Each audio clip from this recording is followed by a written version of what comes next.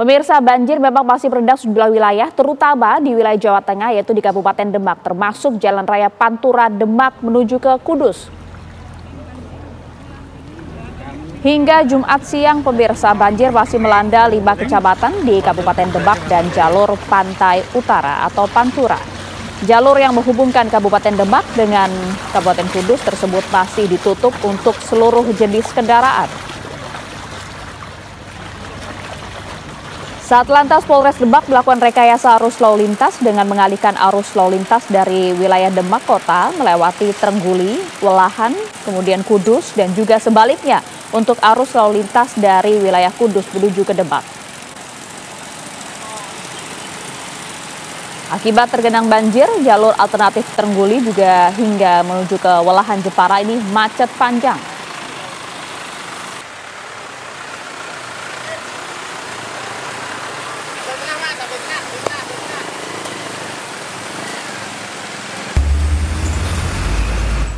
Sejumlah daerah di wilayah Jawa Tengah memang hingga saat ini masih terendam banjir. Presiden Joko Widodo hari ini mendatangi wilayah Demak untuk memantau langsung bencana yang sudah berlangsung sejak Senin tersebut. Rekan kami pemirsa Arga Dumadi akan menceritakan lebih lengkap mengenai hal ini. Sudah terhubung bersama kami. Arga, bagaimana kondisi banjir di wilayah Jawa Tengah hari ini khususnya di tempat Anda di Demak? Ya, Maria dan pemirsa, kami kabarkan kepada Anda bahwa memang masih ada titik-titik di wilayah Demak ini yang tergenangi oleh banjir. Namun memang secara umum untuk ketinggian air di Demak ini menunjukkan penurunan debit air. Termasuk diantaranya adalah di kawasan Karanganyar tempat saya mengabarkan saat ini yang merupakan salah satu titik terparah banjir, di mana banjir di lokasi ini itu bisa mencapai ketinggian hingga 3 meter. Namun saat ini memang beberapa titik ini sudah menunjukkan penurunan debit air yang signifikan sehingga genangan air bisa mencapai 50 cm saja atau bahkan mungkin kurang begitu.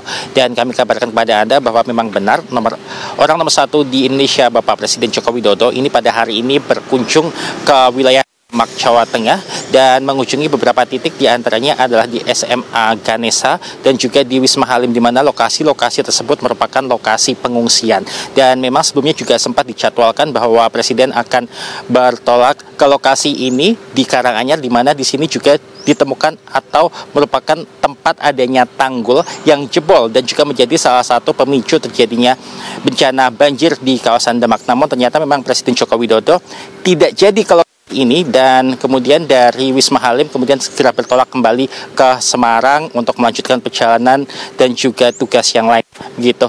Kami kabarkan kepada Anda bahwa titik pengungsian saat ini juga sudah mulai berkurang.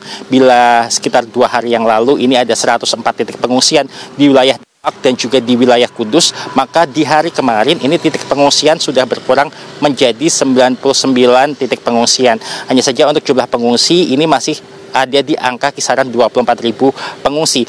Hanya saja jumlahnya juga sudah menunjukkan adanya penurunan dalam waktu 1 hari, yaitu sekitar 500 orang, di mana memang pengungsi ini sudah ada yang mulai kembali ke rumah mereka masing-masing, khususnya di daerah-daerah yang memang sudah dapat dilalui oleh kendaraan dan juga tingkat genangan airnya sudah tidak terlalu tinggi.